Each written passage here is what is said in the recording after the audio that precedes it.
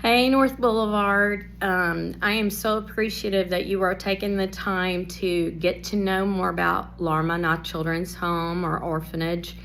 And my name is Teresa Adcock. I am the niece of Connie Craig. That's kind of how you've learned. She's probably already told you, right? I went to Lipscomb University, and I went through a program there called Project Good News, and it was to train me to become a missionary. So I did my 4 years there. I did training alongside missionaries and residents there. And then I did 2 years apprenticeship here in Brazil. So I speak Portuguese fluently. So I've not had to have that hardship of having to learn the language at 60. But, I'm semi-retired, so that's kind of why I'm here. And I love the Brazilian people. I love this place. I've been supporting it financially, emotionally, and spiritually for about 4 years.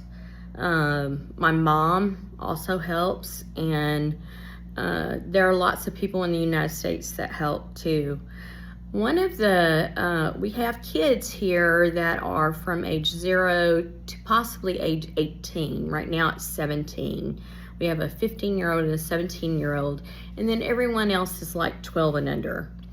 So we have about 25 kids here right now, and they are just amazing kids with what all they've been through. They've been neglected, abused, beaten, some of them have been sexually abused. It's just, they have so many needs that by right they should have had, but have not been given. And God has brought them to this place. This is a place where they can get training and attention, the psychological help that they need, the spiritual help that they definitely need, the prayers that they need, the clothes, the food, the health care, the dental care, the educational care, that they need. And I'm just so honored, and humbled to be a part of this work here, because it is definitely a worthy work. My role here is I live here full time. I have a large room here. I am 1 floor above the kids' dormitories, and that I'm the only one that is full-time resident here. So they see me all the time. They call me Tia, or Aunt, and they go with me to different places. I take them with me. I act a lot like a grandmother for them. They are going to be part of the English program that we start here called Monolingo. It's going to be open to the community, and our goal here is not just to meet the needs of the children that are here in the orphanage, but also to help the people that are in our community here. It's called Tabajara, which is an indigenous name here in Brazil for the Tabajara Indians. It is walled in.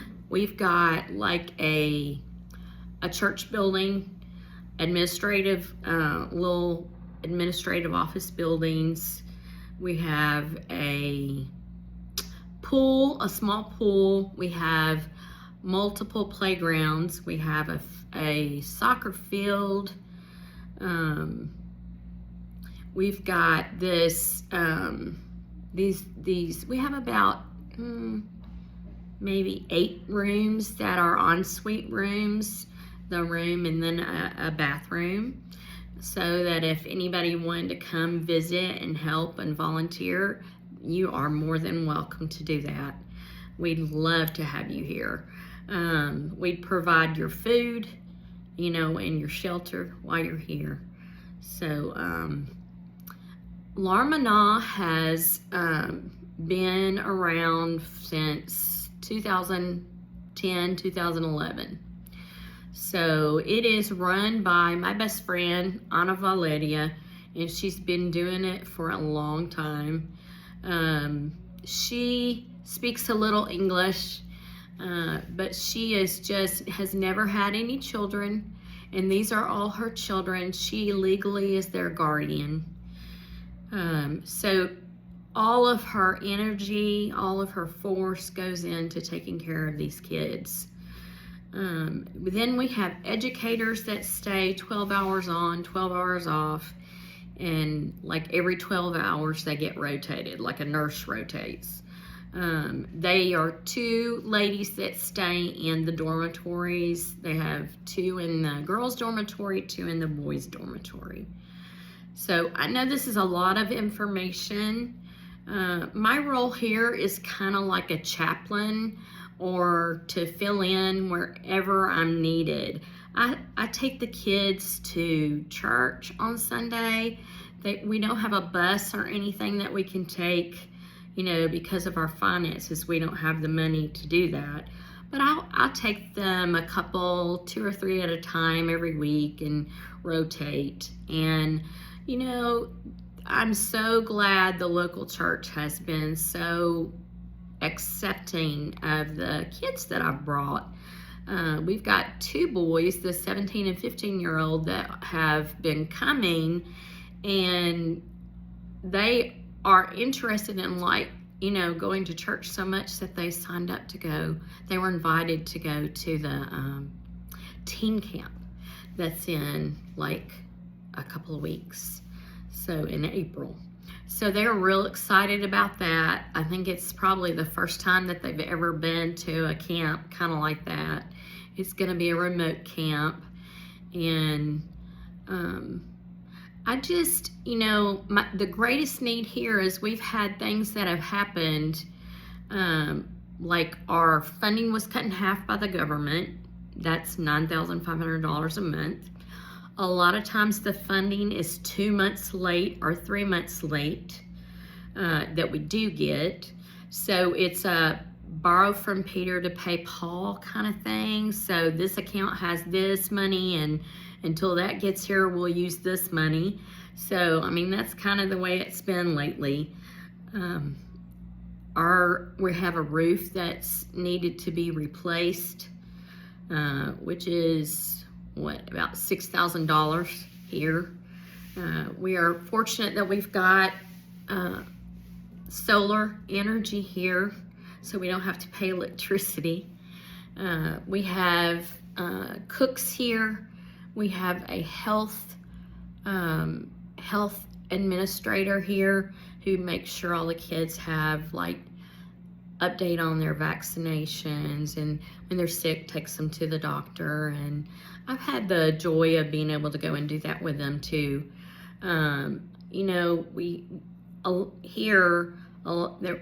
wears a lot of different hats. So